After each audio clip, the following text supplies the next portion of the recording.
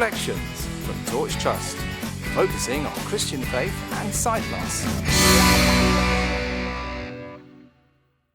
Hello and a warm welcome to Reflections, the show from Torch Trust that talks about faith and disability in today's world.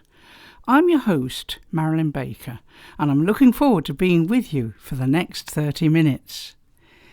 If you enjoy listening to podcasts, you might be pleased to know that we're bringing out the second season of our Walking by Faith podcast. Walking by Faith is a series where blind and partially sighted people who may have lost their sight but held on to their faith are interviewed using the same set of questions. These conversations explore how they experience God, God's love, church, and whether their faith has evolved since becoming blind or partially sighted. Today on Reflections, we're featuring the first episode of Season 2, and this episode shines a light on someone who's both a friend and a client of Torch, Bernie Warren. Here's part 1 of her conversation with producer Lynn Davies, who also produced Walking by Faith. I'm Bernie Warren, and I have sight loss, and I live in Surrey. And my sight loss is related to my condition called diabetes. I have type 1 diabetes, and I've had sight loss for quite a while now. And my time is spent with helping healthcare professionals and students in a variety of settings to learn about what sight loss is like when living with another condition. And it's something I've really enjoyed doing, actually. And I'm part of NICE, National Institute of Clinical Health and Excellence. And I do some work with them, and I do some work with pharmaceutical companies. And also I'm part of the Royal College of Ophthalmology as a lay member, which I really enjoy. Adapting to sight loss was a bit of a challenge, particularly as it was so unexpected. I wasn't expecting it at all. And unfortunately for me, I lost my job really quickly. A year after being diagnosed, my job was lost, really, because I just no longer could do it. So I was a teacher of very young children. And having to adapt and think what I was going to do next was actually, it was pretty hard. I hadn't got a plan B, so I literally didn't know what else to do at that time of my life. So that was a real challenge. When and how did you become a Christian?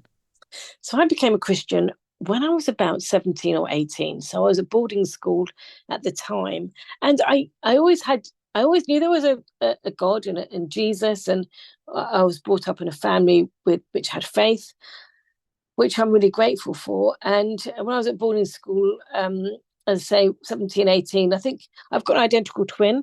And I don't think she was particularly well at this time for some reason. And I knew about giving my life to Jesus, and I went down to my boarding school where they had the organ room, and I just knelt down at the altar and said, Lord, just come into my life. I don't know what that means even, but Lord, I know I want you to have my life, have it as yours. And I felt completely different. Wow. I felt like I could have floated up to my dormitory, because I knew something amazing had happened. But to be honest with you, I wasn't quite sure, but I knew God had really come into my life at that moment. How has your faith been impacted by your unique lived experience of being visually impaired? Well, I think for me, because it was so unexpected, I have had to really trust in God. And when I gave my life to Jesus back when I was 17, 18, I really felt I gave my whole life to him. So I really trusted in him with what he was going to do with my life. A bit like when you give a present to someone, you give them the whole present. You don't give half of it, you give all of it, and you trust them to look after that and do with it what you would like, you to do if you were having that present yourself. And I just had to really trust in God then, more than I ever had, because I knew that he had the best in store for me. And it was going to be a bit of a bumpy ride, because I had to have some very evasive treatment. But I think it strengthened my faith, because I literally didn't know what I was going to do with my life, but I knew that God had good plans for me. So when having God in your life, and Jesus in my life, I really believe there's no longer coincidences. I believe that God is with me every second of the day.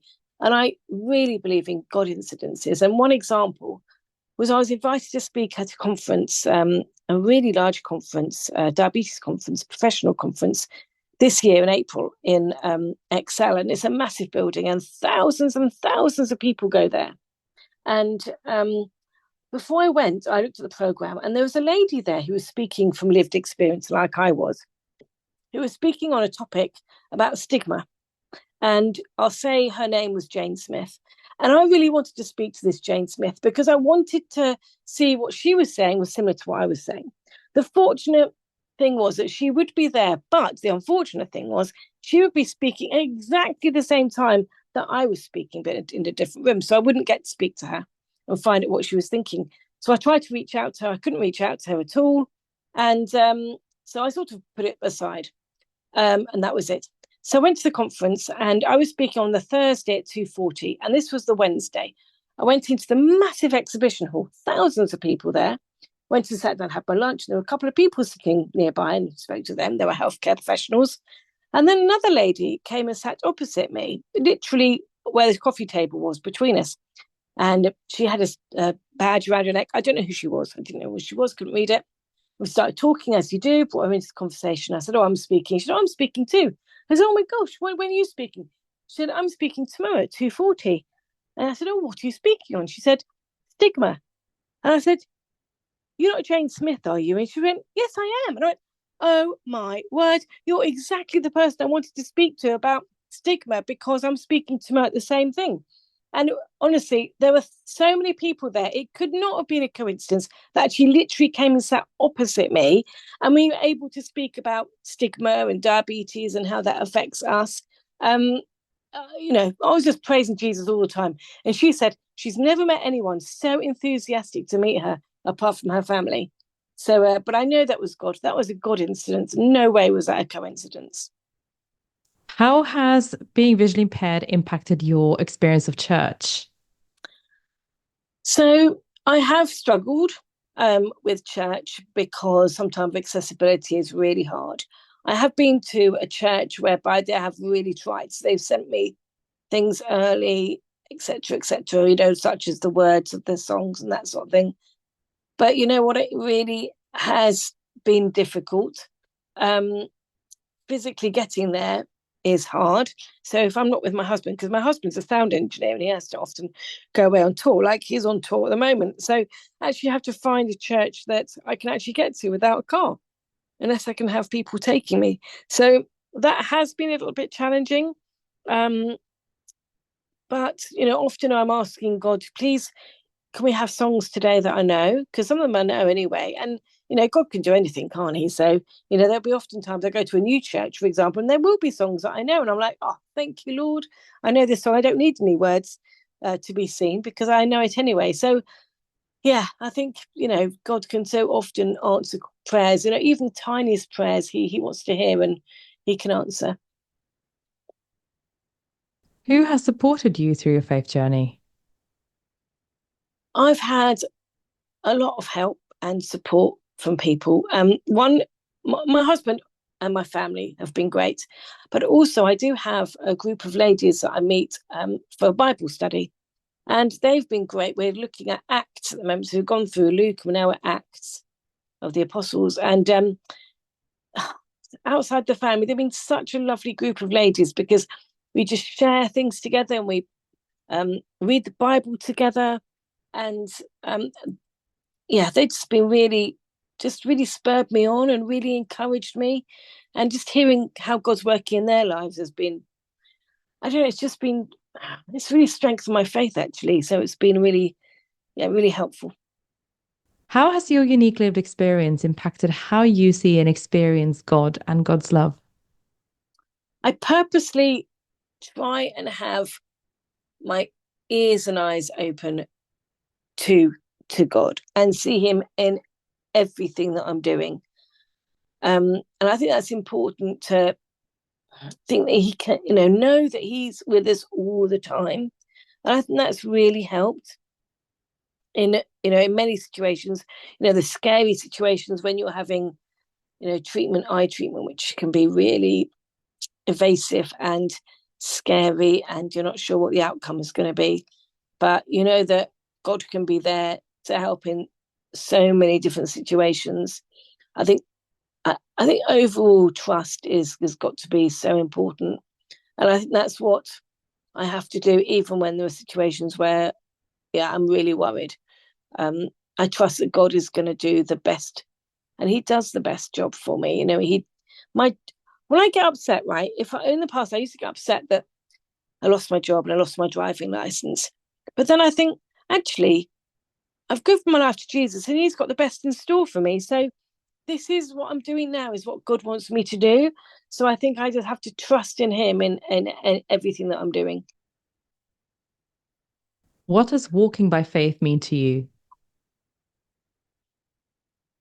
Walking by faith means literally every step I take, I believe that Jesus is by my side.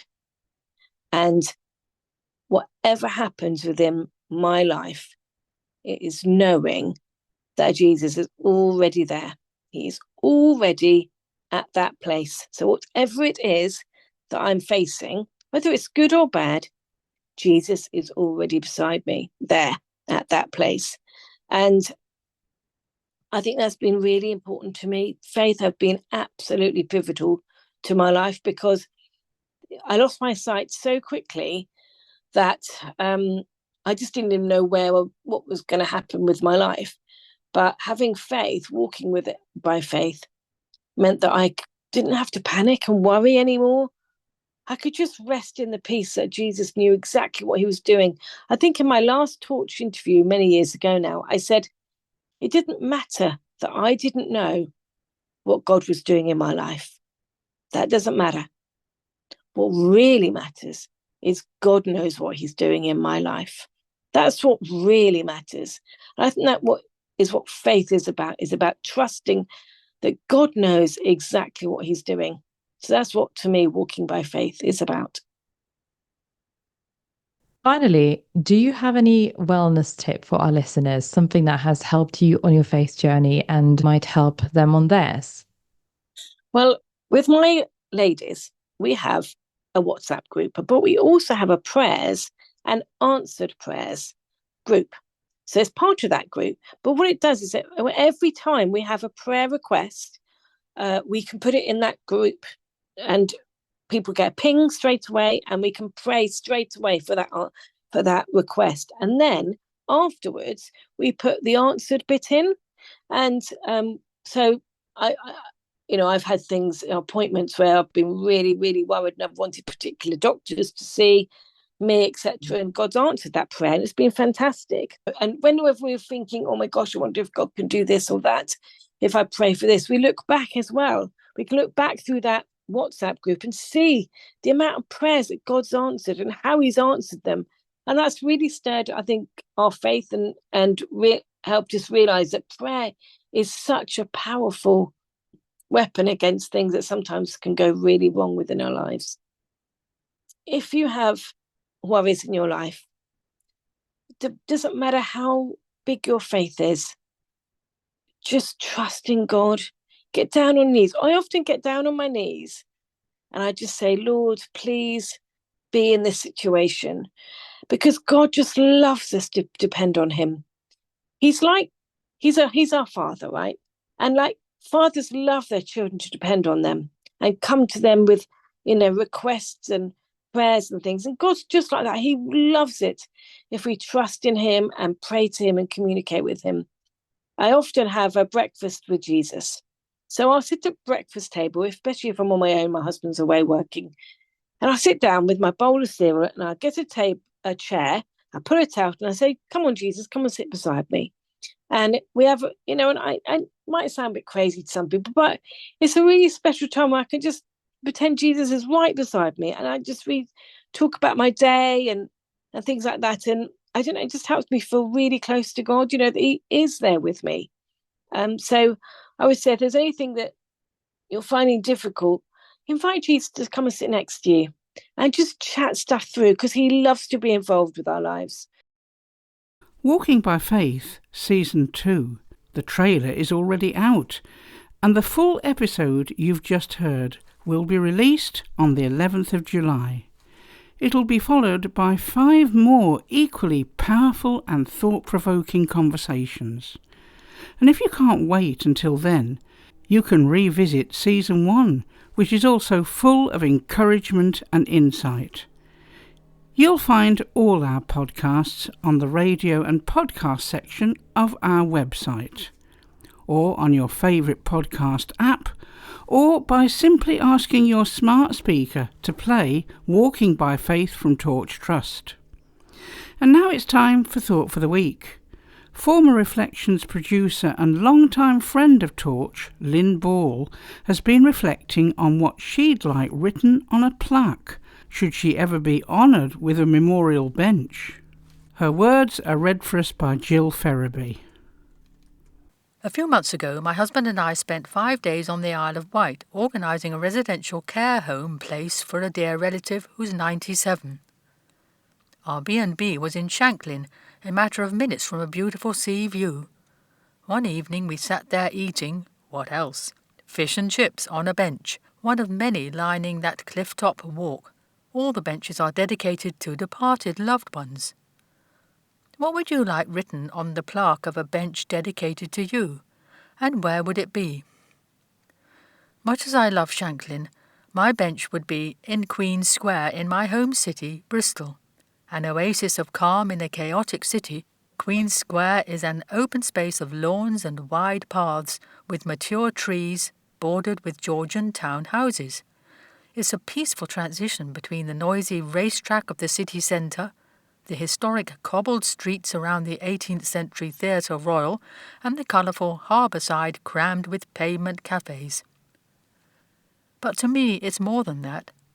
Queen's Square speaks of my early life. From the age of 11, the number 28 bus carried me through Queen's Square to school and back each day. It's a couple of 100 yards from where a late-night encounter turned my life at 18 to start a journey to faith. It's the site of my first workplace, where I met the love of my life, a shy and somewhat scruffy designer. How often we left the office separately at lunchtime to meet clandestinely in that square and loiter under the shade of its rustling trees. As for the dedication on that bench in Queen's Square, I'm not sure. I'm still working on that. Maybe something like, Linn Ball, she longed to make a difference for God. How would your inscription read? Well, that's certainly something to think about, isn't it? And, you know, listening to Linn Ball's reflection, it gets you thinking, what might be on my plaque, should I ever get one? You know, I've got a strange idea that I'd like on mine. You see, once I heard God tell me in my heart that I was a special friend to him, and I'd like to say, Marilyn, God's friend. But perhaps that's a bit too presumptuous. Anyway, I'm sorry to say we're out of time for this week, but we'll be back next week with more stories and reflections. And don't forget, if you're blind or partially sighted and would like to learn more about any of the services provided by Torch, including the Hope for All project, our Torch Together holidays, our accessible books and resources, or our other groups, our client services team would be very happy to speak with you. The number to call for information and for song requests is 01858 438 260. That's 01858 438 260. Or you can email info@torchtrust.org. You can also find us on social media. Just search for Torch Trust on Facebook, Twitter, Instagram and YouTube. We hope you've enjoyed this episode of Reflections, and so until next week, from me, Marilyn and everyone on the Reflections team, goodbye and God bless. You've been listening to Reflections from Torch Trust.